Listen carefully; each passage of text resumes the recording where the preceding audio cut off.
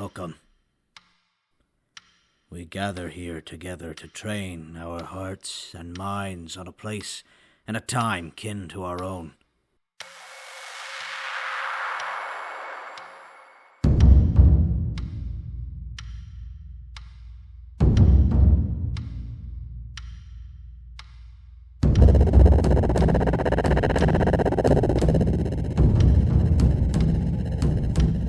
Cursed, it seems, to succumb to their own desperate and tragic end.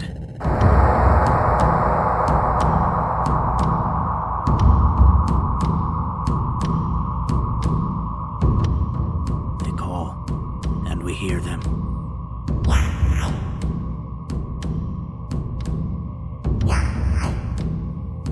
They are hurt, and we accept their pain.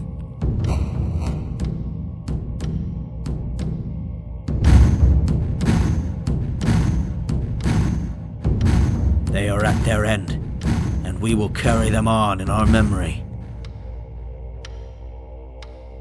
Bear witness to the voices from the Umbra.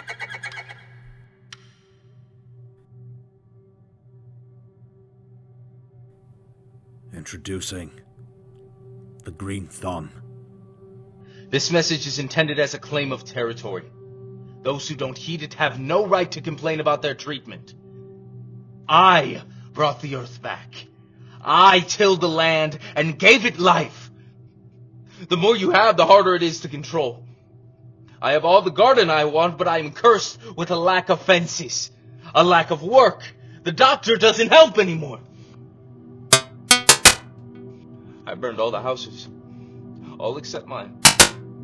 I grew up in this neighborhood. It's finally beautiful. Like a dream. The doctor just sits with his friends anymore. They don't talk. At least, they don't talk out loud. They understand each other well enough, though. I'm running low on fertilizer. After I burned the houses, I had to treat the soil. Fall is in the air this morning. And now my brain thinks about ice. This message is intended as a collection of thoughts.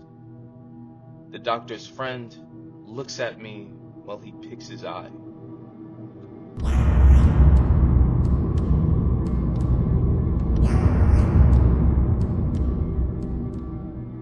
This message is intended for the leaving summer and the pregnant fall.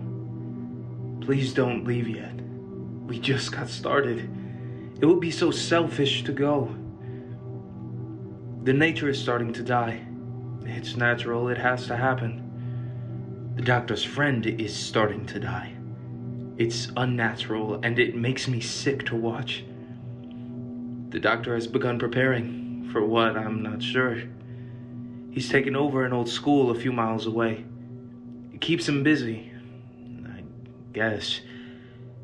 The doctor's friend asked me not to break down his house. He made me promise. Not a single nail. Not until he's gone. I tell the doctor's friend that he doesn't have a house, and it doesn't have any nails. It's made out of bricks and metal and glass, and it was a gas station. People used to use them. The doctor's friend doesn't argue. He just drinks from the hose. This message is intended for us. I think. Will winter kill us too?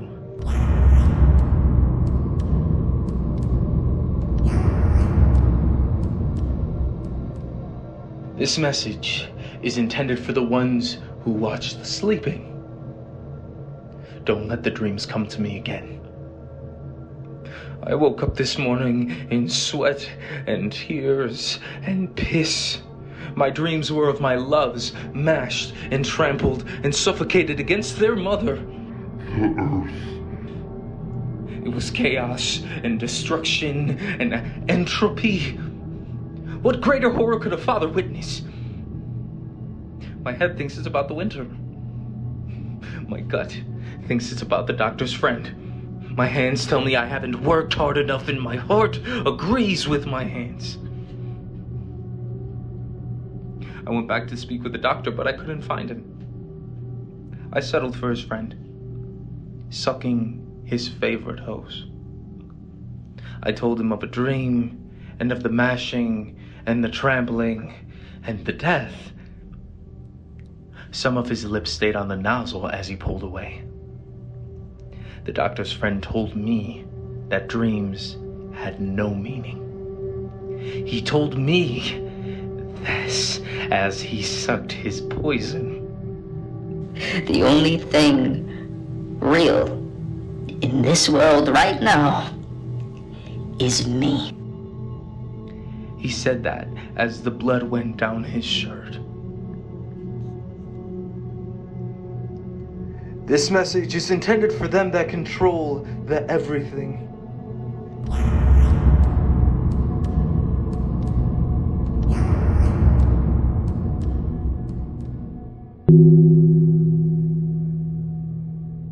This is a message of hate and fear and misery and rebirth. Whom it is intended for is already aware of it. I used to make recordings for the doctor and for the world. I was a purposeless individual.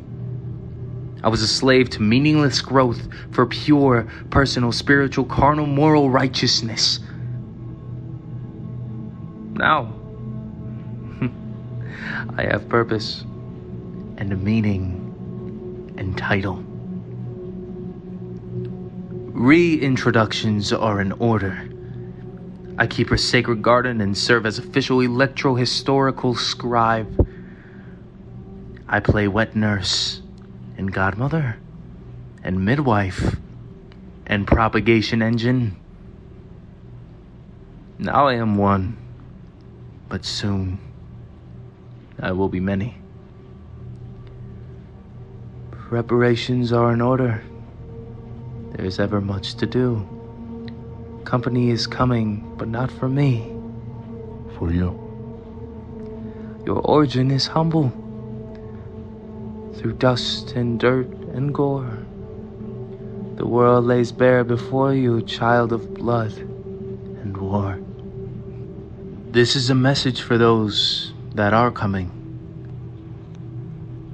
Bring a fitting gift for this sweet girl. Introducing the Animalist. The more I turn it over in my head, and I have a lot of time to turn things over in my head, believe you me, I wonder if this might just be the day that I finally lay down and kill myself.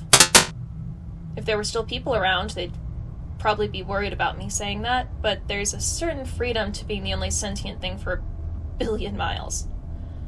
Except for the Morlocks, of course, but us Eloi don't concern ourselves with them.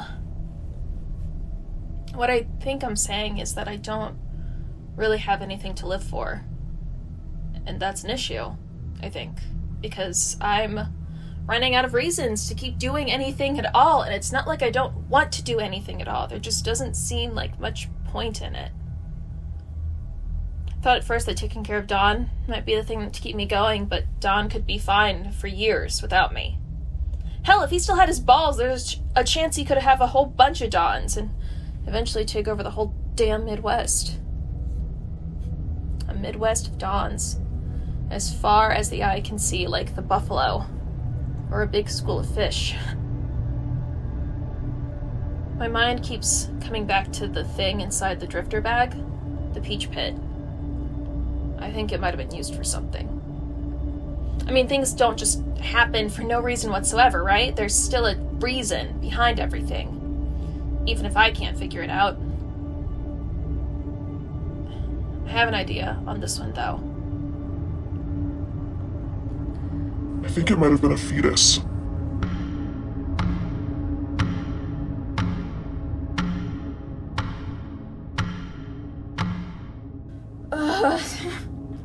I just listened back to some older entries, a mistake I won't make again. I just sound lost. And wasn't I? when I look back on it, between 21 and the beginning of 24, what the hell did I even do? Hung out in Boulder. That's what I did. Hung out in Boulder and went through all the dog food with Dawn and waited for things to get better. And nothing got better. Nothing got better because I wasn't doing anything to make it better. I hate to say this, but I'm almost proud of myself. As far as I can tell, it's just me and the dude putting up looking for a wife posters. And he might not even be alive anymore. He might have died years ago. Shit, maybe I'll find a corpse with a bunch of posters next to it. Guess that's what passes for closure now. Dawn can piss on his face, and I'll wax poetic to nobody about how nobody knows what it's like to be the last. I might be all that's left of people. Granted, I might not too, but I might be. The sum total of all humanity's production might lie in my two hands. Hands that need to be put to work, apparently. Since the therapy session with that blob and Drifter in the rest stop, my mind has been sharp. Crystal clear, no more haze, no more forgetting Dawn's name. I have found the medication for the melancholy, and that medication is work. Of course, the working days lead to the weekend where nothing is done, and this is why you don't go back and listen. It's messy work. I might be able to swap war stories or something with Mr. Find Me a Wife. They've got to have something to talk about, after all.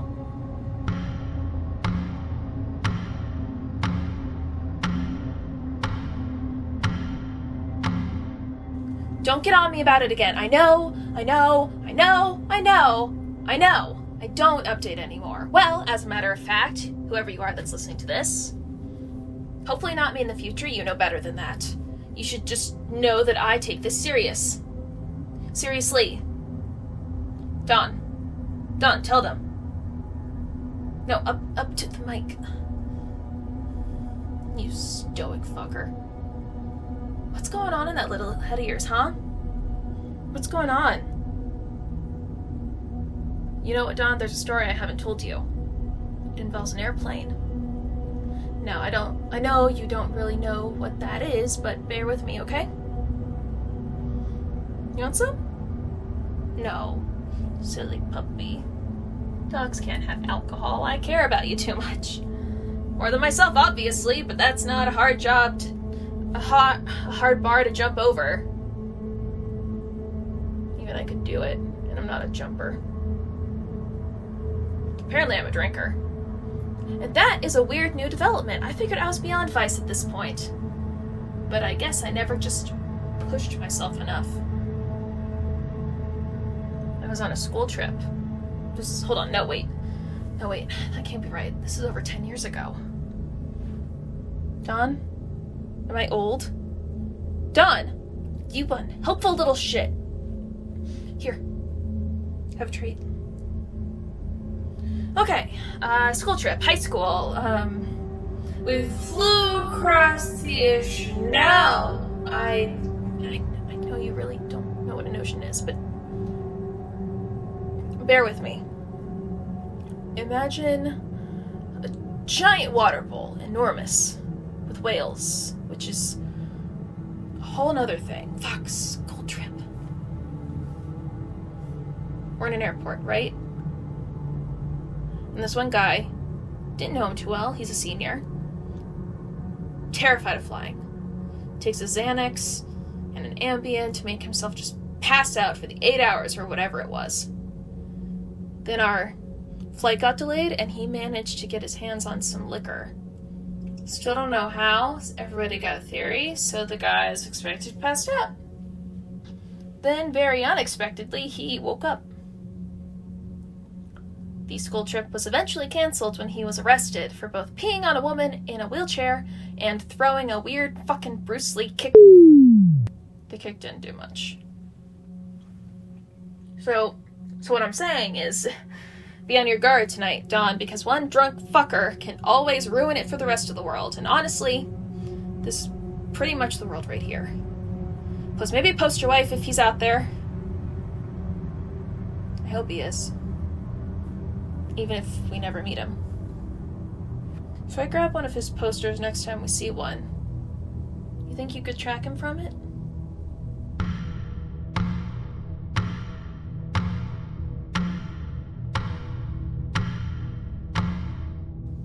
Dawn? What are we gonna do, Dawn? We saw him. That must have been him, right? Looting the paint?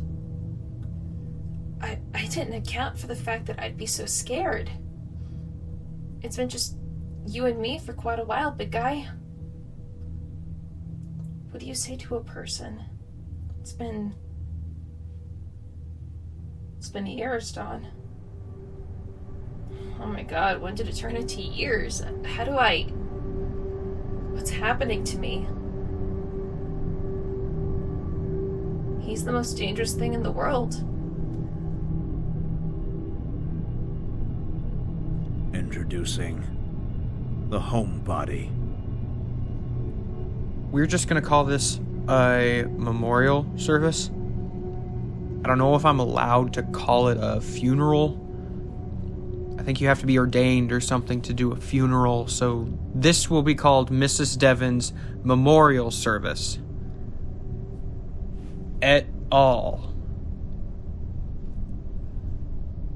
I don't know exactly what et al means, but I remember seeing it on some cop show or something, and my brain says it fits, and there's nobody here to argue with me, so I'm just going to do this thing the way I think it ought to be done.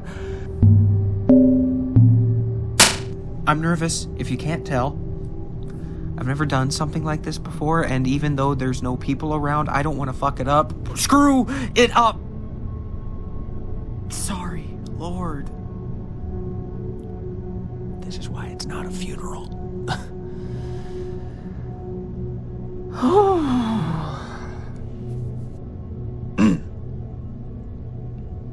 Mrs. Devons was my 4th grade teacher, like she was for a lot of people coming out of Haskins. I think she probably taught there for at least 20 years, and most of that had to be spent on the 4th grade. She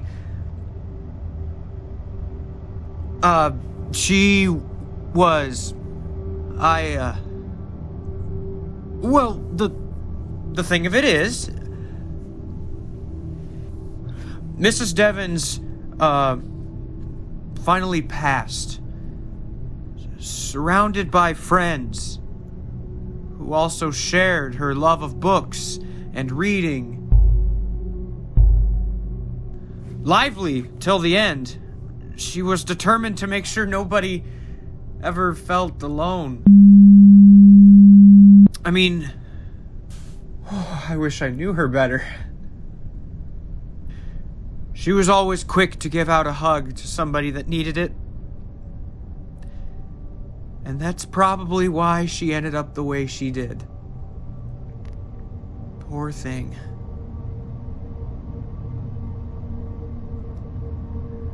Amen.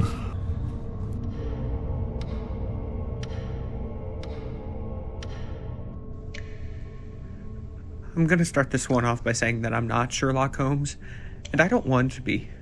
No, thank you.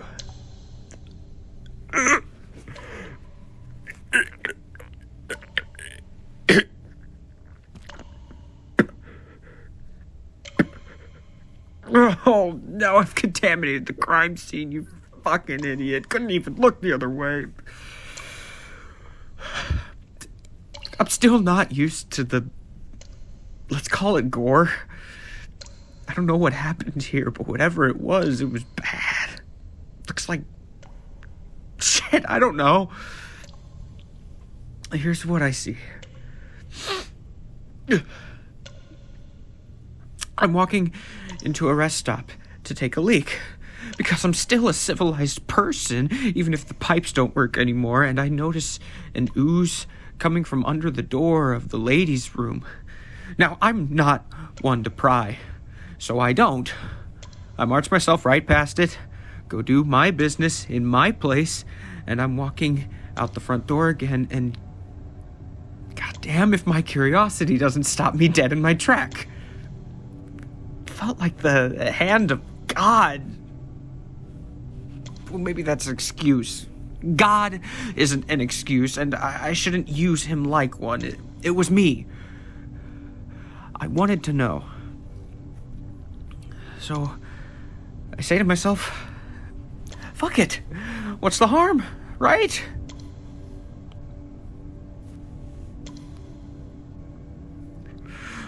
I'm looking at a massacre, I think. There's a drifter on the ground, opened up like some kind of science experiment. That's where all the juices on the floor are from. And behind it, in the stall, is what I think is left of a blob, but it's messed up. Somebody obviously burned it. There's a gas can half melted beside it. But what? Oh no. Poor thing.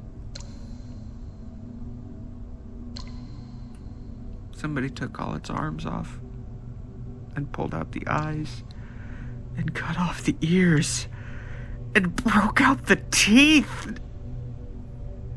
I don't like them either, but it's just so mean. I don't know.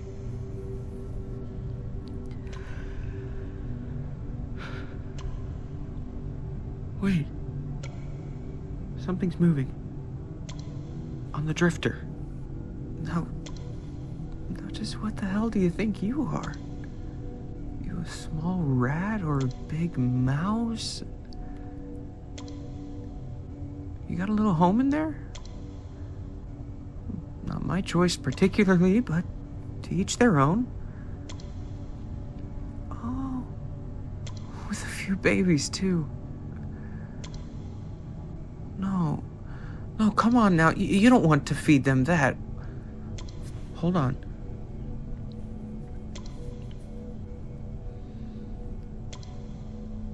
Here. It's not good food, but it's better than that rotten crap. Enjoy. Bon appetit.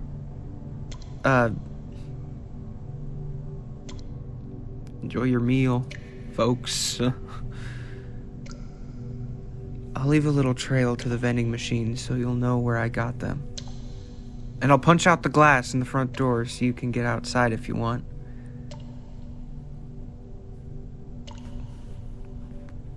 Good luck.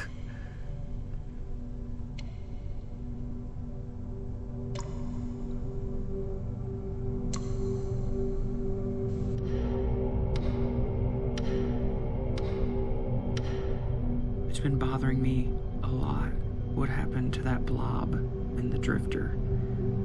That's just not something that animals do. Or mutant things. That kind of cruelty only comes from people. Makes me angry, if I'm honest. I like to think of myself as a pretty level-headed guy, but what happened back there in that place? I'm angry. In fact, you could even say I'm pissed off. And I'm scared. We used to have a big meth problem here. Not just where I'm at, but kind of the middle of the country as a whole. Scary thing when somebody was really far gone. Walked around like a twitching zombie, making everybody nervous who wasn't on the way to that life themselves. My dad called them feral people.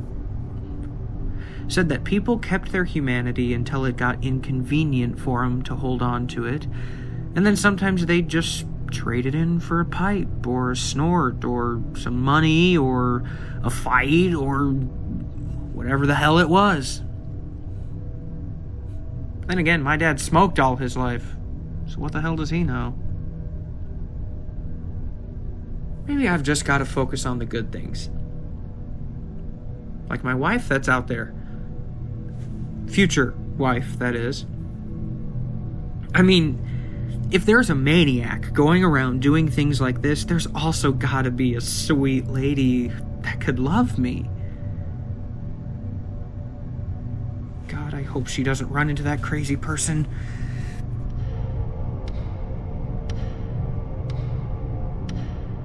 It's time to face a fact, I think. I don't want to, but you've got to just be honest with yourself sometimes. And this is one of those times. Time to be a man.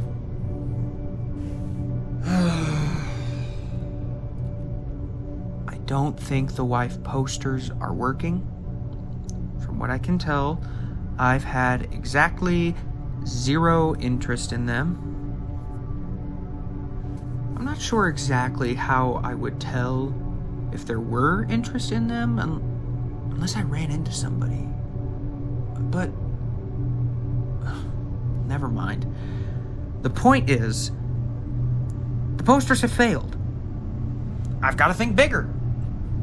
So I got to thinking, what's bigger than a poster? And it hit me. A billboard. I'm still working on the exact wording. Here's what I've got so far. Attention, women of the world. The last man on earth is here to love you like you deserve. Men welcome too, but just for friendship. I don't know. I think it needs a joke. The joke was the best part of the last one. After all, if she doesn't think I'm funny, what's gonna make her want to marry me?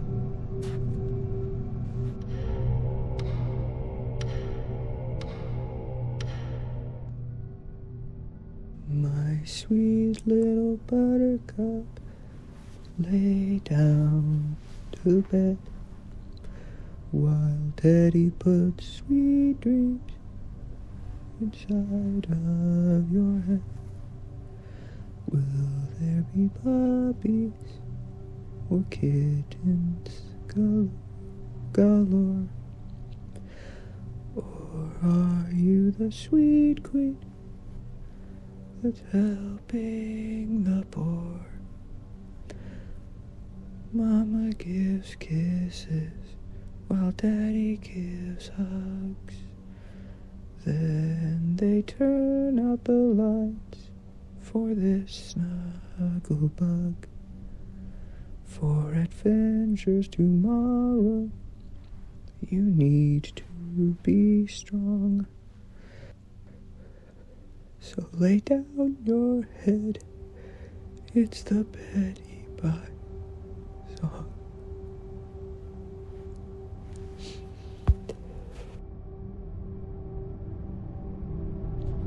Introducing G.I. Jane. Mental health report 4 labels and tags include paranoia, hallucinations, compulsions, anxiety, malaise, and a few things I can't read anymore because the goddamn book I picked up got wet. Addendum. Living conditions are noticeably worse during inclement weather. Propose possible relocation soon. Okay, let's get into it, I suppose. I've not left my little hovel here in 2 days. Because of the rain. I'm finding it difficult to complete basic tasks, even ones that would make me more comfortable. Because of the rain. I'm fatigued enough that I'm worried I might be getting sick. Because of the rain. I hallucinate my little brother on an almost nightly basis. It's not the rain, though. That happened in the nice weather, too.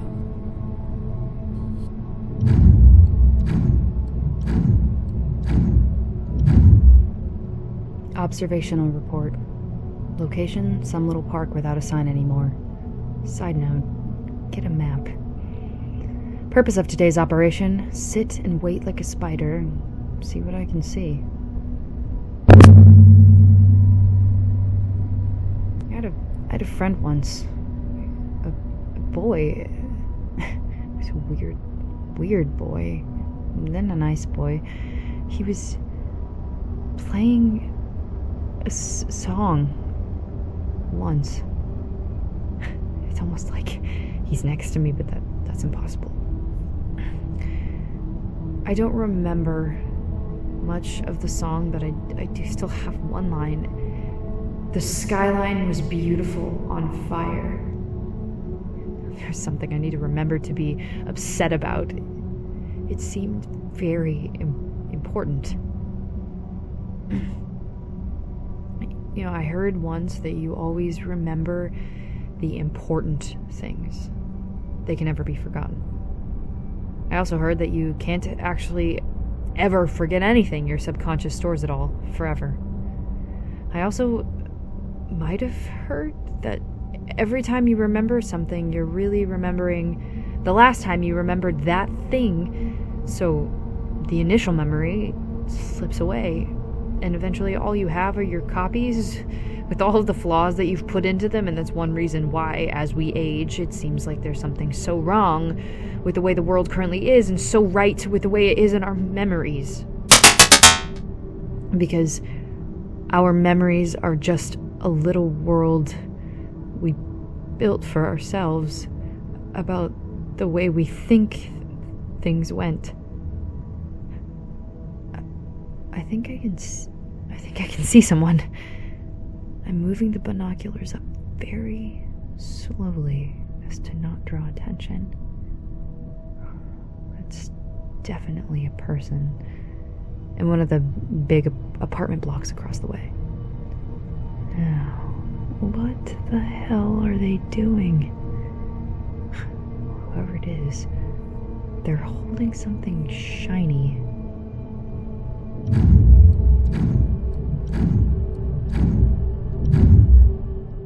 I don't know how much of this the microphone is picking up, but I thought I'd give it a shot. Something's happening out there. It started about 15 minutes ago, all the banging. I couldn't tell what it was at first, but I think it's a song. I don't know how the hell they have the kind of power for that. Jesus! That was absolutely an explosion. I've got to go see if I can get a look. They're certainly doing something. I think they're setting fires. Looks to be about half a mile away or so.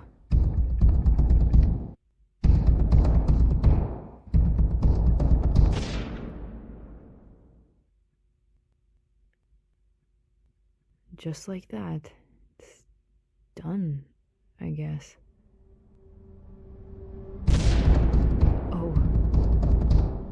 Fuck! Here they come. God damn it. I'm gonna have to move again.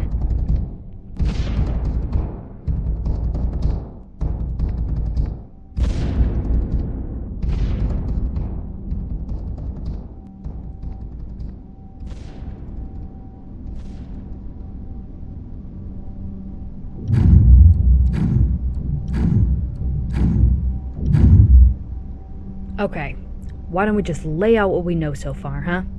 An unknown group of people have moved onto my island.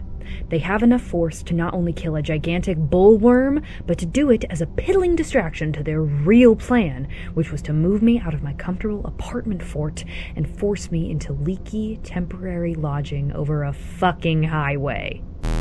I personally observed one of them looking directly at me for almost 4.5 hours. I used binoculars. They used a telescope. I was hidden, I thought, in a park. They were in an apartment building. It looked like they were called away by someone, and that's where I made my escape. And now, almost a month after they arrived in this place, they burned down, 6 blocks, a dozen. I haven't been back for a damage report. And the music, if you want to call it that, the music over the top of it, it's like a ritual. At least my new hidey hole comes with perks, and I'm not sure they know where this one is. They need a name. They're an enemy too. It's something to ponder, I guess.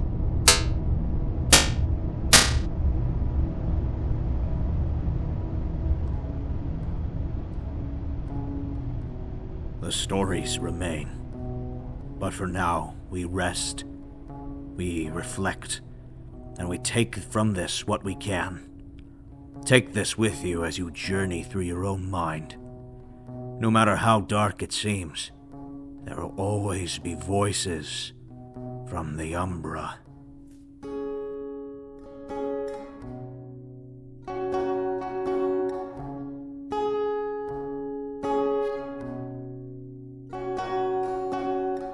Voices from the Umbra and the Think Tank High Council would like to thank the research team, who so bravely connected to the individual voices themselves at no small personal risk.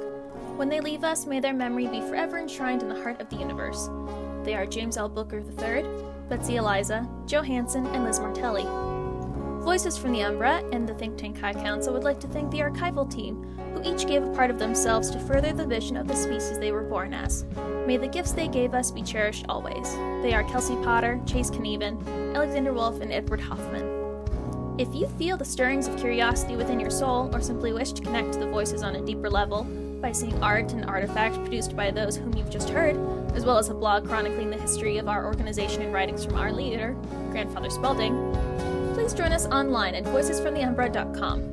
Find us on Facebook at facebook.com/voicesfromtheumbra, and our Twitter is Umbra Podcast. Our email is vftumbramail@yahoo.com. They call, and we hear them. They are hurt, and we accept their pain. They are at their end, and we will carry them in our memory. Bear witness to the voices from the Umbra.